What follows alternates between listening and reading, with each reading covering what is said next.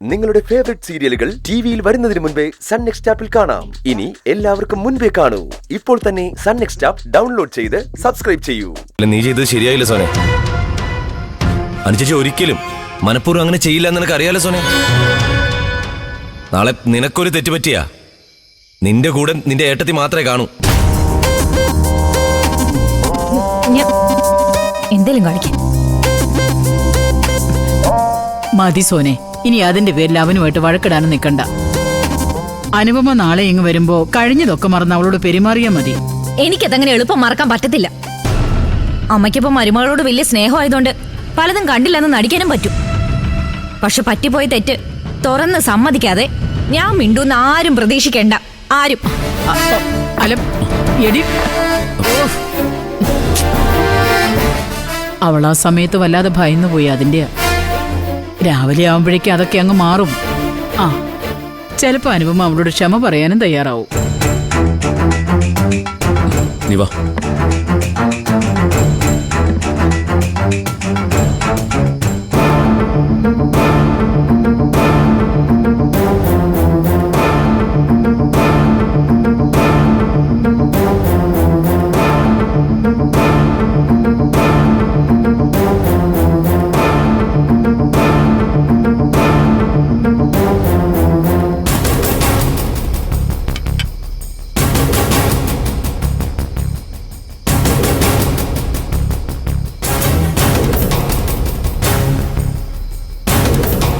ഇന്ദ്രന്റെ വീട്ടിൽ തുടർന്നു പോകാൻ ബുദ്ധിമുട്ടുള്ളതുകൊണ്ടാണോ അനു ഇങ്ങോട്ട് വന്നത്? രഘുവേട്ടൻ അവളുമായിട്ട് സംസാരിക്കുന്നത് കണ്ടല്ലോ. എന്താ അവിടെ ഉണ്ടായ കാര്യങ്ങളൊന്നും അവള് പറഞ്ഞില്ലേ? അതൊക്കെ പറഞ്ഞു. പക്ഷെ എനിക്കെന്തോ അനുവിനോട് ഇപ്പോഴും സുശീലാന്റിക്കും സോനയ്ക്കൊന്നും വലിയ താല്പര്യമില്ലെന്ന് എനിക്ക് തോന്നുന്നത്. എനിക്കും അതെ. പക്ഷേ അനുവിനിപ്പോ സുശീലാന്റിയെ കുറിച്ച് വലിയ പരാതികളൊന്നുമില്ല. എന്നാ ഗ്യാസ് ലഭിക്കാതിനെ കുറിച്ച് അവൾക്കൊരു ഉത്തരം കണ്ടെത്താനും പറ്റുന്നില്ല. അത് ചിലപ്പോൾ അനുവിന്റെ ഭാഗത്ത് പറ്റിയ ശ്രദ്ധക്കുറവ് തന്നെയായിരിക്കും. അവളിപ്പോ ഇലക്ഷൻ മത്സരിക്കുന്നതിന്റെ തിരക്കിലൊക്കെ അല്ലേ. ചില ഓർമ്മപ്പിശകൊക്കെ പറ്റും, സാധാരണ. അവൾ എന്തായാലും നാളെ തിരിച്ചു പോകും. പിന്നെ ഇലക്ഷനിൽ ജയിച്ച് പഞ്ചായത്ത് പ്രസിഡന്റൊക്കെ ആവുകയാണെങ്കിൽ അവള് വേറൊരു ലെവലിലാ. ചിലപ്പോഴേ ഇന്ദ്രനും അനു ഇങ്ങോട്ടേക്ക് താമസം മാറ്റാനും മതി. ഏയ്, അവരെന്തായാലും ഉടനെ ഇങ്ങോട്ട് മാറാനൊന്നും പോകുന്നില്ല. ഒന്ന് ഇലക്ഷൻ കഴിയണം. പിന്നെ ചീരുവിന്റെ ഡെലിവറി ഇവിടെ വെച്ചായതുകൊണ്ട് അതുവരെ അവർ കാത്തു നിൽക്കാതിരിക്കില്ല. അവരെ ഇങ്ങോട്ടേക്ക് മാറുകയാണെങ്കിൽ നമുക്കിവിടുന്ന് പോവാല്ലേ. ഇവിടെ പിന്നെ ആ വിനയനൊക്കെ കയറി വന്ന ആകെ ശല്യമായി. എന്നുവെച്ച് നമുക്ക് ചീരുവിന്റെ കാര്യത്തിൽ ഒരു ഉത്തരവാദിത്വം ഇല്ല അമ്പിളി.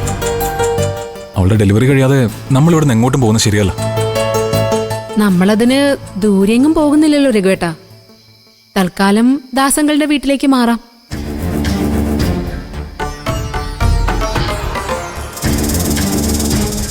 ഇവിടെ എന്തെങ്കിലും ആവശ്യം വന്നാ പെട്ടെന്ന് ഓടി വരാനുള്ള ദൂരമല്ലേ ഉള്ളൂ. അതിന് ഇന്ദ്രനാനും കൂടി ഇങ്ങോട്ടേക്ക് വരുമെന്ന് ഉറപ്പിച്ചില്ലല്ലോ അമ്പിളി. അനുവേ, പോകുന്നതിന് മുമ്പ് ഞാൻ ചോദിച്ചു നോക്കാം. ചിലപ്പോ നമ്മളിവിടെ ഉള്ളതുകൊണ്ടാണ് അവരിങ്ങോട്ട് വരാൻ മടിക്കുന്നതെങ്കിലോ? അല്ല, നീ ഇപ്പൊ തന്നെ അനുവിനോട് ചോദിക്കാൻ പോവാണോ? ഏയ്, ഞാൻ ഭാനുമ്മയുടെ അടുത്തുനിന്ന് ലച്ചുമോളെ ഇങ്ങ് എടുക്കട്ടെ. രഘുവേട്ടൻ പോയി കിടക്കാൻ നോക്ക്.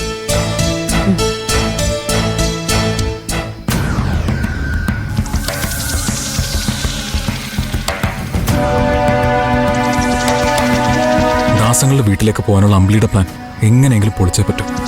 ഇല്ലെങ്കിൽ പണി പാളും.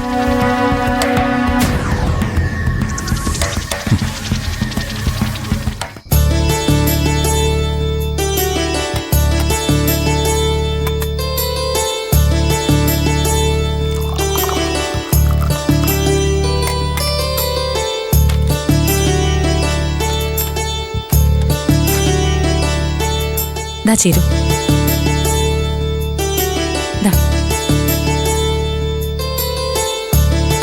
ചേരൂ, സുഖമില്ലാത്തൊരു കുഞ്ഞിന് രഘുവേട്ടൻ മരുന്ന് വാങ്ങിച്ചു കൊടുത്തത് നല്ല കാര്യം തന്നെയാ. പക്ഷേ അതിൽ ചില കാര്യങ്ങൾ സൂക്ഷിക്കേണ്ടതായിട്ടുണ്ട്. ഒന്നാമത്, കരുത്തുള്ളൊരു ശരീരവും ദുർബലമായൊരു മനസ്സുള്ള ഒരാളാണ് നമ്മുടെ രഘുവേട്ടൻ.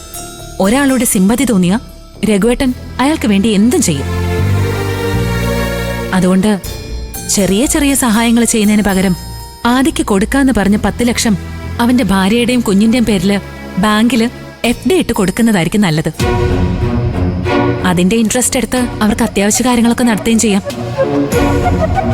ഇതൊക്കെ രഘുവേട്ടനോട് വിശദമായിട്ട് സംസാരിക്കേണ്ടി വരും ചേച്ചി. അമ്പിളി ചേച്ചി ഇവിടെ ഉള്ളതുകൊണ്ട് എനിക്ക് കൂടുതലൊന്നും പറയാൻ പറ്റിയിട്ടില്ലല്ലോ. ഞാൻ രഘുവേട്ടനുമായി കുറച്ചുനേരം സംസാരിച്ചിരുന്നു. അപ്പോ എനിക്കിത് അറിയായിരുന്നെങ്കിൽ ഞാൻ രഘുവേട്ടനോട് ചോദിച്ചേനെ. ആദ്യമായി ബന്ധപ്പെട്ട കാര്യങ്ങളൊന്നും രഘുവേട്ടൻ പറഞ്ഞതുമില്ല. അവർക്ക് സഹായം ചെയ്യുന്നെങ്കിൽ അത് അമ്പിളി ചേച്ചി അറിഞ്ഞുകൊണ്ട് ചെയ്തോടെന്ന് ഞാൻ ചോദിച്ചപ്പോ ചേച്ചി എതിർക്കുന്നുള്ള പേടിയെന്നാ പറഞ്ഞ രഘുവേട്ടൻ. ഒന്നും രഹസ്യമല്ലെന്ന് എന്നെ ബോധ്യപ്പെടുത്താനാണോന്നറിയില്ല. എല്ലാം ദാസങ്ങളിന് അറിയാവുന്ന രഘുവേട്ടൻ പ്രത്യേകം പറഞ്ഞിരുന്നു. ആ, അത് ചിലപ്പോ ശരിയായിരിക്കും. ആദിക്ക് 10 ലക്ഷം കൊടുക്കാൻ തീരുമാനിച്ചത് ദാസങ്ങളും കൂടി ചേർന്നല്ലേ. രഘുവേട്ടൻ അബദ്ധങ്ങളിലൊന്നും ചെന്ന് ചാടാതിരിക്കാൻ ദാസങ്ങളും ശ്രദ്ധിക്കുമായിരിക്കും. ഗ്ലാസ് താ.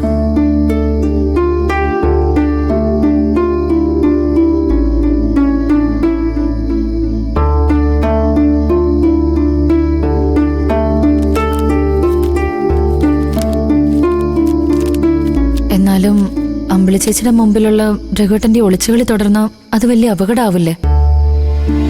ചേച്ചിക്കാണെങ്കിൽ രഘുവേട്ടന്റെ കാര്യത്തിൽ എന്തോ സംശയം തോന്നി തുടങ്ങിയിട്ടുണ്ട്. അതമ്പിളി ചേച്ചിക്ക് എപ്പോഴും ഉള്ളതല്ലേ. പിന്നെ രഘുവേട്ടൻ ആ പേടി ഉള്ളതുകൊണ്ട് ഒരു കണക്കിന് നല്ലതാ. അധികം ആരെയും സഹായിക്കാൻ പോവില്ലല്ലോ. ചിരു, നീ എന്തായാലും രഘുവേട്ടന്റെ നീക്കങ്ങൾ കാര്യമായിട്ട് വാച്ച് ചെയ്യണം. എന്തെങ്കിലും അപകടം തോന്നുകയാണെങ്കിൽ എന്നെ വിളിച്ച് പറഞ്ഞാൽ മതി. നമുക്ക് അപ്പം തന്നെ അത് സംസാരിച്ച് ക്ലിയർ ചെയ്യാം. അതുപോരെ?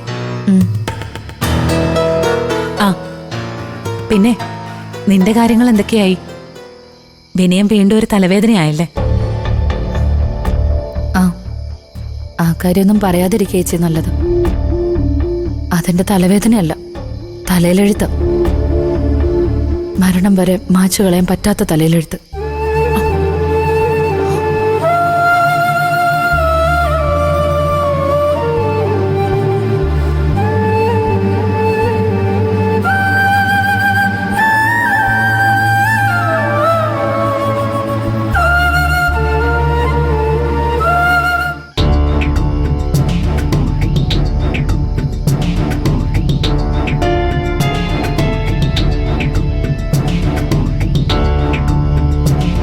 വിനയ,